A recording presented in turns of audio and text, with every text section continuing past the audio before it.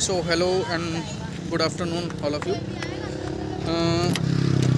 आज की वीडियो बहुत ज़रूरी है और बहुत यूनिक भी होने वाली है कि YouTube पर जब हम वीडियो बनाना शुरू करते हैं तो किसके लिए बना रहे हैं ये कभी नहीं सोचते हैं। सिर्फ ये सोचते हैं कि हमारे फॉलोअर्स बढ़ जाएं और हम बहुत सारे पैसे कमाने लग जाएं।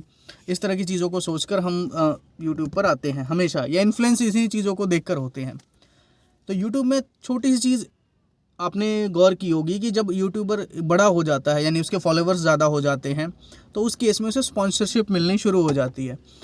उसे स्पॉन्सरशिप मिलती है कंपनीज से और बहुत सारे ब्रांड से जो उनके साथ कोलैब करना चाहते हैं या वो अपनी प्रमोशन करवाना चाहते हैं। एनी हाउ, इसके लिए सबसे इम्पॉर्टेंट जो ख्याल रखना चाहिए हर यूट्यूबर को, या जो स्टार्ट आज कर रहे हैं, अभी स्टार्ट कर रहे हैं, कुछ करना चाहते हैं, उनको क्या याद रखना चाहिए हमेशा कि आप जो कंटेंट बना रहे हैं, आपका इंटरेस्ट तो मैटर करता ही है कि आप किस इंटरेस्ट से हैं, मतलब बना क्या रहे हैं। सपोज़ ब्लॉग बना रहे हैं या टेक में है या एंटरटेनमेंट में है या एजुकेशन में है, ये भी बहुत इंपॉर्टेंट रोल प्ले करता है कि आपकी जो फॉलोअर्स हैं वो किस एरिया से है। मतलब वो सिटी वाइज भी कैटेगराइज कहीं ना कहीं होता है कि आपकी वीडियोस कहाँ देखी जा रही है या फिर किस एज ग्रुप के लोग देख रहे हैं, या टियर 1, टियर 2, टियर 3।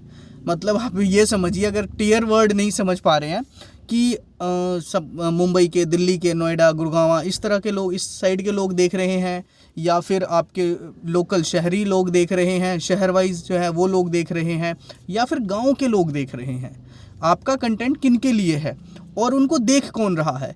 ये दोनों चीज़ें ना बहुत एक दूसरे से आपस में कनेक्टेड है, ना कि सिर्फ फॉलोअर्स के नंबर्स, कि आपको लगेगा कि बहुत सारे हमारे पास फॉलोअर्स हैं, हमारे मिलियंस में फॉलोअर्स हो गए हैं, तो अब तो हम बहुत कुछ कर लेंगे या बहुत कमा लेंगे।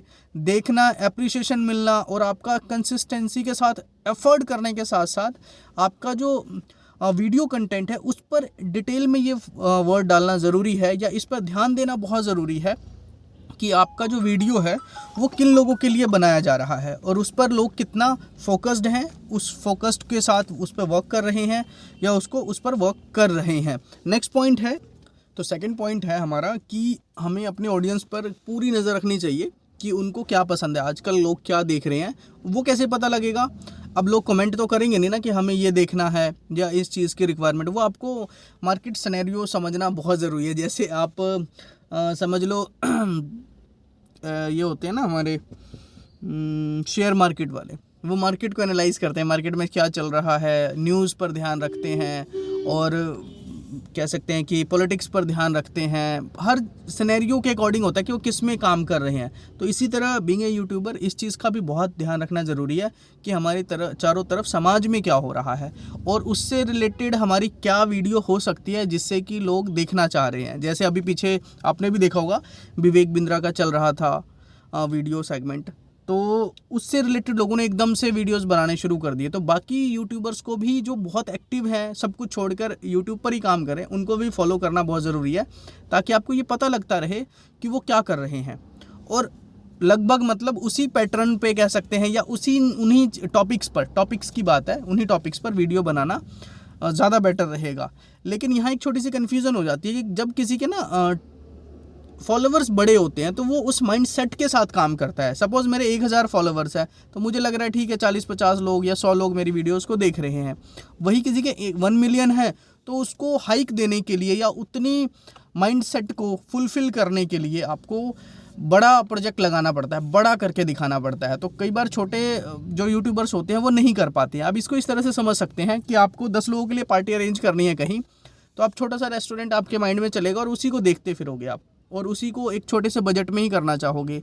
लेकिन जब वही 1 लाख लोगों के लिए आपको बहुत बड़ा कुछ पार्टी ऑर्गेनाइज करनी है तो आप हर चीज़ ना फिर बड़े माइंडसेट से करना शुरू कर दोगे कि आपको बहुत बड़ा पहले तो एरिया चाहिए, वो उतनी सिटिंग चाहिए, उतने लोगों के लिए पार्किंग चाहिए, तो डिमांड अपने आप ही बदल जाती है आपकी।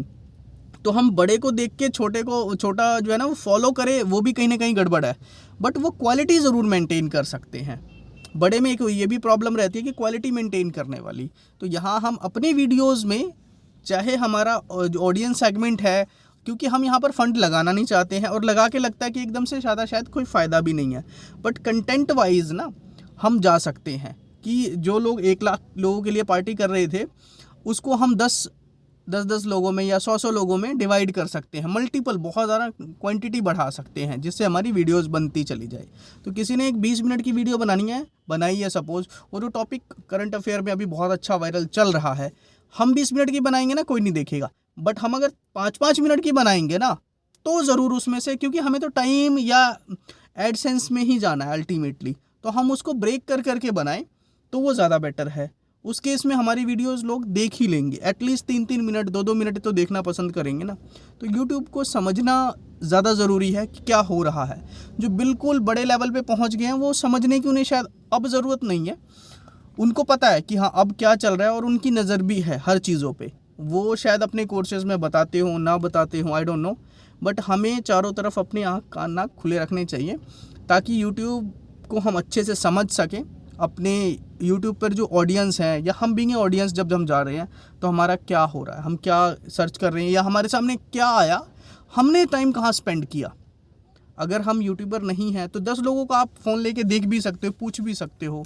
जैसे कोई ऐड चलती है तो आपने सुना होगा, बहुत एक वो वायरल चल रहा था ना कि क्या चल रहा है, तो फॉग चल रहा है, तो रिलेटेड तो उससे हो, आपकी वीडियो थंबनेल वैसे हों तो लोग उस पर रुकेंगे, फिर भी एक क्लिक तो करेंगे। आपका कंटेंट अच्छा होगा तो ज़रूर देखेंगे। तो आप ये ऑब्ज़र्व करना शुरू करो कि सराउंडिंग में जो लोग हैं, जिस एज ग्रुप के लिए आप वो बना रहे हो, ऐसा नहीं कि आप यंग एज ग्रुप के लिए बना रहे हो और सभी 60 साल से ऊपर के लोगों के फ़ोन लेके आप चेक कर रहे हो कि उनका क्या विजिटिंग पॉइंट क्या है, क्या देखना चाह रहे हैं। तो उस केस में कहीं ना कहीं गड़बड़ है। जिनके लिए आप वीडियोज़ रेगुलर बेसिस पे बना रहे हो, या जिनसे आपका डायरेक्टली कनेक्शन है यूट्यूब के थ्रू आउट, या यूट्यूब पर जो लोग हैं, कई बार ऐसा भी होता है ना, यूट्यूब आप बहुत अच्छा फ्रेंडली हो जाते हो लोगों के साथ, या लोग आपको बड़ा अच्छा चाहते हैं कि आप ग्रो करो, कुछ बनाओ, या कंटेंट अच्छा लग रहा है, खुद रेकमेंड कर देते हैं कि आप इस चीज़ पे वीडियो बनाओ, इस टॉपिक पे बनाओ, या फिर आप यहाँ घूमने जाओ, जिनका ब्लॉग है। स्टूडेंट टीचर के केस में ऐसी होता है कि स्टूडेंट डिमांड करता है कि हमें इस टॉपिक को समझना है, या जो ब्लॉगर्स होते हैं घूमने वाले, उनसे उनके फॉलोअर्स डिमांड करते हैं कि आप इस जगह पे घूमने जाओ। तो ये डिमांड जब तक नहीं आ रही है ना, तब तक खुद की तो आँख नाक कान खुले रखें, हम खुद तो अपने आप को इतना एक्टिव करें कि समझ पाएँ कि क्या चाहिए, ताकि कल को वो डिमांड कर सके। या फिर अपनी वीडियोस में ये भी बोल सकते हैं हम कि आपको नई वीडियो किस टॉपिक पे चाहिए, आप कमेंट करें। ये सबसे अच्छा सोर्स है। वहाँ पर आपको ये क्लियर हो जाएगा ना कि हाँ मेरी एक ऑडियंस ये देखना चाह रही है, तो धीरे धीरे लोग अपनी डिमांड भी करने लगेंगे। तो यूट्यूब पर इसी तरह बने रहे, यूट्यूब को समझें और यूट्यूब पर ग्रो करें। Thank you for watching this video.